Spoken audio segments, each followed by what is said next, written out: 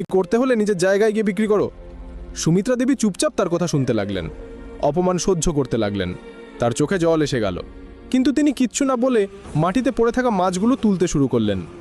ভিড়ের মধ্যে দাঁড়িয়ে থাকা লোকজন শুধু তামাশা দেখছিল, কেউ প্রতিবাদও করল না, কেউ সাহায্যও করল না।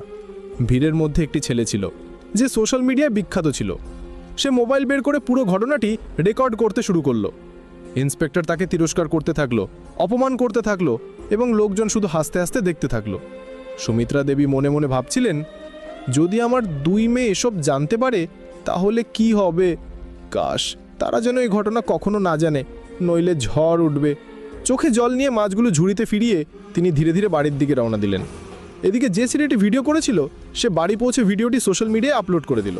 ক্যাপশনে লিখল, এই বৃদ্ধার কোনো দোষ ছিল না, কিন্তু ইন্সপেক্টর তার মাছ ফেলে দিয়েছে এবং রাস্তায় অপমান করেছে। এটা কি ঠিক? ভিডিওটি দ্রুত ভাইরাল হয়ে গেল। লোকজন শেয়ার করতে লাগলো, মন্তব্য করতে লাগলো। সবাই এই ঘটনাকে ভুল বলে মনে করছিল। কিছুক্ষণ পরে ভিডিওটি প্রিয়ার মোবাইলে পৌঁছালো। ভিডিও দেখেই তার রক্ত গরম হয়ে গেল। সে ভাবতেও পারেনি যে তার মায়ের সঙ্গে এমন ব্যবহার করা হয়েছে, লোকজনের সামনে অপমান করা হয়েছে, এমনকি চরও মারা হয়েছে। প্রিয়া তৎক্ষণাৎ ভিডিওটি তার বড় বোন রেখার কাছে পাঠিয়ে দিল। রেখা ভিডিও দেখে রাগে লাল হয়ে গেল, চোখে জল এসে গেল। মনে মনে ভাবল, কাশ বাবা থাকতেন, তাহলে আমাদের এই দিন দেখতে হতো না। আমরা এত কষ্ট করে এই পর্যায়ে পৌঁছেছি, তবুও মাকে সুখ দিতে পারিনি। কিন্তু আমি ওই ইন্সপেক্টরকে ছাড়বো না, প্রতিশোধ নিয়েই ছাড়বো। ভিডিও দেখার পর রেখা তৎক্ষণাৎ প্রিয়াকে ফোন করলো। তার কণ্ঠে রাগ স্পষ্ট ছিল। প্রিয়া, তুমি এখানেই থাকো, আমি বাড়ি যাচ্ছি এবং ওই ইন্সপেক্টরের কাছ থেকে প্রতিশোধ নেব। প্রিয়া তৎক্ষণাৎ বলল, না দিদি, আমিও তোমার সঙ্গে যাব। মায়ের সঙ্গে যা হয়েছে তা আমি সহ্য করতে পারছি না, তাকে তার জায়গা দেখিতেই হবে। রেখা বোঝালো, তোমার এখানে থাকা উচিত, আমি মাকে নিয়ে ফিরে আসব এবং আমরা এখানে কাছাকাছি তাকে রাখবো। কিছুক্ষণ তর্ক চলল, কিন্তু শেষ পর্যন্ত প্রিয়া রাজি হলো। ঠিক আছে দিদি, তুমি যাও, কিন্তু মাকে সঙ্গে করে ফিরে এসো। রেখা ফোন রেখে দিল। ইউনিফর্ম খুলে হলুদ রঙের সালোয়ার স্যুট পরে নিল। এখন সে একজন সাধারণ গ্রামের মেয়ের মতো দেখাচ্ছিল। বাসে চড়ে কয়েক ঘন্টার মধ্যে বাড়ি পৌঁছে গেল। বাড়ি পৌঁছেই সে দরজায় কড়া নাড়ল। সুমিত্রা দেবী তখন রান্নাঘরে সবজি কাটছিলেন। দরজার আওয়াজ শুনে তিনি ডাকলেন, কে? আমি, মা, রেখা, তোমার সঙ্গে দেখা করতে এসেছি। কথা শুনেই সুমিত্রা দেবীর হাত থেমে গেল, চোখে জল এসে গেল। তার মনে ভয় ছিল, রেখা কি ঘটনার কথা জেনে গেছে? তিনি জানতেন তার মেয়েরা কতটা সৎ এবং জেদি, তাদের মায়ের জন্য তারা সবকিছু করতে পারে। তিনি তাড়াতাড়ি দরজা খুললেন। সামনে দাঁড়িয়ে থাকা মেয়েকে দেখে মা মেয়ে জড়িয়ে ধরলেন, যেন বছরের দূরত্ব এক মুহূর্তে মুছে গেল। সুমিত্রা দেবী জিজ্ঞাসা করলেন, বেটি, প্রিয়া কোথায়? সে আসেনি? রেখা উত্তর দিল, না মা, আমি তাকে মানা করে দিয়েছিলাম। সে খুব জেদ করছিল, কিন্তু আমি তাকে সঙ্গে আনিনি। আচ্ছা, আগে ভেতরে আয়। রেখা রান্নাঘরে গিয়ে সবজি দেখে বলল, মা তুমি বসো, খাবার আমি বানিয়ে দিচ্ছি। কিছুক্ষণের মধ্যে খাবার তৈরি হয়ে গেল। মা মেয়ে একসঙ্গে বসে খাবার খেলো এবং তারপর কথা শুরু হলো। রেখা সরাসরি প্রশ্ন করল, মা তোমার সঙ্গে যা হয়েছে তুমি আমাকে কেন বলনি? এটা খুব অন্যায়। আমি ওই ইন্সপেক্টরকে সাসপেন্ড করিয়ে ছাড়বো। সে আইনের বিরুদ্ধে কাজ করেছে এবং আমি তাকে দেখাবো আইনের শক্তি কি। সুমিত্রা দেবী ভয়ে ভয়ে বললেন, বেটা ছেড়ে দে, পুলিশের লোক, যদি এমন কথা বলেও থাকে তাতে কি হয়েছে, যেতে দে। রেখা কঠিন স্বরে বলল, না মা, তুমি চুপ করো, আমি জানি আমাকে কি করতে হবে। সে যা করেছে তার শাস্তি তাকে পেতেই হবে। এই বলে রেখা লাল রঙের শাড়ি পরে সাধারণ গ্রামের মেয়ের মতো সেজে সোজা থানার দিকে রওনা দিল। এটি সেই থানা ছিল যেখানে ইন্সপেক্টর দীপক বার্মা কর্মরত ছিল। থানায় পৌঁছে দেখল দীপক সেখানে উপস্থিত নেই, শুধু দুজন হাবিলদার এবং এসএইচও সুরেশ সিং সেখানে বসেছিল। রেখা সোজা এসএইচও সুরেশ সিংয়ের কাছে গিয়ে বলল, আমি ইন্সপেক্টর দীপক বার্মার বিরুদ্ধে রিপোর্ট করতে চাই। তিনি আমার মায়ের সঙ্গে রাস্তায় অসভ্যতা করেছেন, মাছের ঝুড়ি ফেলে দিয়েছেন, চড় মেরেছেন এবং লোকজনের সামনে অপমান করেছেন। আমি চাই তার বিরুদ্ধে কঠোর ব্যবস্থা নেওয়া হোক। সুরেশ সিং অবাক হয়ে বলল, কি? ইন্সপেক্টর দীপক বার্মার বিরুদ্ধে রিপোর্ট? তুমি কে হও রিপোর্ট করার? তুমি কি বুড়ির মেয়ে? তোমার মনে হয় আমি আমার ইন্সপেক্টরের বিরুদ্ধে রিপোর্ট লিখব? তিনি কিছু ভুল করেননি, আর যদি চড় মেরেও থাকেন তাতে কি হয়েছে? সে রাস্তায় মাছ বিক্রি করছিল, ভুল তো সেই ছিল। রেখার চোখে রাগ জ্বলে উঠল। দেখুন, আমাদের আইন শেখাবেন না, আমরা আইন পড়েছি এবং ভালো করে জানি তাতে কি লেখা আছে। আমি সেই আইনের সাহায্যে তাকে শাস্তি দেব। যদি আপনি রিপোর্ট না লেখেন তাহলে আমি আপনার বিরুদ্ধেও ব্যবস্থা নেব। সুরেশ সিং হতবাক হয়ে গেল। এই সাধারণ গ্রামের মেয়ে এত আত্মবিশ্বাসের সঙ্গে এবং ভয় ছাড়াই কথা বলছে, যেন তার পিছনে কোনো বড় শক্তি আছে। সে বলল, তুমি কে? আর তোমার এত ক্ষমতা যে তোমাদের সাসপেন্ড করাবে? আমরা চাইলে এখনই তোমাকে জেলে ভরতে পারি। রেখা কিছু না বলে তার সরকারি আইডি কার্ড টেবিলে রাখল। আইডি দেখে সুরেশ সিংয়ের চোখ ছানাবড়া হয়ে গেল। ভয়ে ভয়ে বলল, আপনি আর্মি অফিসার? সরি ম্যাডাম, বলুন কি করতে হবে। রেখা কঠিন স্বরে বলল, এই থানার অবস্থা খুব খারাপ। এখানে ন্যায় বলে কিছু নেই, সরি বললে কিছু হবে না। এখন আমি সরাসরি আপনার এবং আপনার ইন্সপেক্টরের বিরুদ্ধে ব্যবস্থা নেব। এই বলে থানার দরজা খুলে ইন্সপেক্টর দীপক বর্মা ভেতরে ঢুকলো। মেয়েটিকে দেখে হালকা হাসি দিয়ে জিজ্ঞাসা করলো, কি ব্যাপার, কি করতে এসেছ? রেখার মনের আগের ঝড় চলছিল। যদি সে আইনের প্রতি শ্রদ্ধা না করত তাহলে সেই মুহূর্তে তাকে চড় মেরে দিত, কিন্তু সে আইনের রক্ষক ছিল, তাই শুধু বলল, মনে রেখো, আমি তোমাকে সাসপেন্ড করিয়ে ছাড়ব। তোমার আইনে থাকার কোনো অধিকার নেই। আমার কথা তোমার জন্য খুব ভারী হবে। এই বলে রেখা থানা থেকে বেরিয়ে গেল। ভেতরে দাঁড়িয়ে থাকা সিপাহী সুরেশ সিং এবং ইন্সপেক্টর দীপক নিজেও ভাবনায় পড়ে গেল। এই মেয়ে কি সত্যিই ব্যবস্থা নেবে? রেখা বাড়ি ফিরল, কিছুক্ষণ ভাবল, তারপর একটা পরিকল্পনা মাথায় এলো। পরের দিন সকালে সে সোজা এএসপি অফিসে পৌঁছালো। অফিসে এএসপি ম্যাডাম শ্রুতি হাসান বসেছিলেন। রেখা সময় নষ্ট না করে মোবাইল বের করে তাকে ভাইরাল ভিডিও দেখালো। ম্যাডাম, আমি ইন্সপেক্টর দীপকের বিরুদ্ধে কঠোর ব্যবস্থা চাই।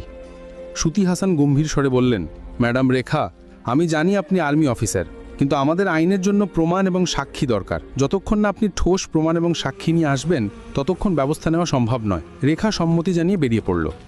বাড়ি ফিরে সে সেই সোশ্যাল মিডিয়া অ্যাকাউন্টে তদন্ত শুরু করলো, যেখান থেকে ভিডিও পোস্ট হয়েছিল। কয়েক ঘন্টার মধ্যে সে সেই ছেলেটিকে খুঁজে পেল যে ভিডিওটি তৈরি করেছিল। সে তার বাড়ি গিয়ে বলল, তুমি এই ভিডিও নিজের চোখের সামনে রেকর্ড করেছো, আমার এর মূল সংস্করণ চাই এবং তোমাকেই সাক্ষী হতে হবে। ছেলেটি প্রথমে ভয় পেল, তারপর রাজি হলো এবং তাকে সম্পাদনা ছাড়াই ভিডিও দিয়ে দিল। রেখা তাকে সঙ্গে নিয়ে আবার এএসপি অফিসে পৌঁছালো। শ্রুতি হাসান প্রমাণ দেখলেন, তারপর সোজা ডিএম অখিলেশকে ফোন করলেন। ডিএম ভিডিও দেখে গেলেন, এই ইন্সপেক্টর খুব ভুল করেছে এবং আইনের বিরুদ্ধে কাজ করেছে, এর শাস্তি পেতে হবে। পরের দিনই ডিএম জেলার সবচেয়ে বড় অফিসে প্রেস মিটিং ডাকলেন। সকাল 11টায় জেলা সদরের বড় কনফারেন্স হলে ডিএম অখিলেশের প্রেস মিটিং শুরু হতে চলেছিল। হলের বাইরে মিডিয়ার গাড়ি সারিবদ্ধভাবে দাঁড়িয়েছিল। প্রতিটি বড় সংবাদপত্র এবং নিউজ চ্যানেলের রিপোর্টার ক্যামেরা নিয়ে ভেতরে যাওয়ার প্রস্তুতি নিচ্ছিল। হলের ভেতর মঞ্চে 4টি চেয়ার সাজানো ছিল। মাঝে ডিএম অখিলেশ, ডানদিকে এসপি শ্রুতি হাসান এবং বাম দিকে 2টি খালি চেয়ার, যেখানে এখনও কেউ বসেনি। সামনে সাংবাদিকদের লম্বা সারি ছিল। ডিএম টেবিলে রাখা ঘণ্টি বাজিয়ে বললেন, সমস্ত সাংবাদিক বসুন, মিটিং শুরু করছে। পুরো হল শান্ত হয়ে গেল, ক্যামেরা চালু হয়ে গেল। ডিএম গম্ভীর স্বরে বলতে শুরু করলেন, গতকাল সোশ্যাল মিডিয়ায় একটি ভিডিও ভাইরাল হয়েছে যেখানে একজন পুলিশ ইন্সপেক্টর একজন বৃদ্ধ মহিলার সঙ্গে রাস্তায় দুর্ব্যবহার করেছেন, মাছের ঝুড়ি ফেলে দিয়েছেন, চড় মেরেছেন এবং প্রকাশ্যে অপমান করেছেন। এটি শুধু নৈতিকতার বিরুদ্ধে নয়, আমাদের আইন এবং পুলিশ আচরণ বিধির ও বিরুদ্ধে। সাংবাদিকদের ক্যামেরা ক্লিক ক্লিক করতে লাগলো। ডিএম আরও বললেন, আমাদের কাছে ক্ষতিগ্রস্ত পক্ষের কাছ থেকে ঠোস প্রমাণ এবং প্রত্যক্ষদর্শী সাক্ষী আছে। প্রমাণ হিসেবে আমাদের কাছে সম্পাদনা ছাড়া ভিডিও ফুটেজ আছে, যেটি ঘটনার সময় উপস্থিত একজন যুবক রেকর্ড করেছিল। সাক্ষীও এখানে উপস্থিত এবং বিবৃতি দিতে প্রস্তুত। এই বলে রেখা মঞ্চে এলো এবং মিডিয়ার দিকে মুখ করে বলল, আমি রেখা সিং, ভারতীয় সেনায় ক্যাপ্টেন। এই ক্ষতিগ্রস্ত মহিলা আমার মা সুমিত্রা দেবী। পুরো হল স্তব্ধ হয়ে গেল। সাংবাদিকরা একে অপরের দিকে তাকাতে লাগলো, যেন এখন ব্যাপারটা আরও বড় হয়ে গেছে। রেখা থামলো না, বলতে থাকলো, আমি আইন পড়েছি এবং জানি যে কাউকে রাস্তায় এভাবে অপমান করা অপরাধ। সে সাধারণ মানুষ হোক বা পুলিশ অফিসার, আইন সবার জন্য সমান। সাংবাদিকরা প্রশ্ন ছুড়তে শুরু করলো, ম্যাডাম, আপনি কি চান শুধু ইন্সপেক্টরের বিরুদ্ধে ব্যবস্থা নেওয়া হোক, নাকি আরও কেউ এতে জড়িত? রেখা উত্তর দিল, এই ঘটনায় শুধু ইন্সপেক্টর নয়, থানার এসএইচও সুরেশ সিংও সমান দোষী, যিনি অভিযোগ নিতে অস্বীকার করেছেন, ক্ষতিগ্রস্তের উপহাস করেছেন এবং আইনের উপহাস করেছেন। এসপি শ্রুতি হাসান মাইক্রোফোন নিয়ে বললেন, আমরা অভ্যন্তরীণ তদন্ত শুরু করেছি, কিন্তু যেহেতু ব্যাপারটি গুরুতর এবং ক্ষতিগ্রস্ত পক্ষের কাছে পাকা প্রমাণ রয়েছে, আমি সুপারিশ করছি যে 2 জন অফিসারকে তৎক্ষণাৎ সাসপেন্ড করা হোক, যাতে তদন্ত নিরপেক্ষ হয়। ডিএম মাথা নেড়ে আদেশ পড়লেন। তৎক্ষণাৎ প্রভাবে ইন্সপেক্টর দীপক বর্মা এবং এসএইচও সুরেশ সিংকে সাসপেন্ড করা হলো। এই আদেশের কপি পুলিশ সদর এবং রাজ্য গৃহ মন্ত্রণালয়ে পাঠানো হবে। সাংবাদিকদের মধ্যে ফিসফাস শুরু হয়ে গেল, এত দ্রুত ব্যবস্থা, এটা তো একটা দৃষ্টান্ত।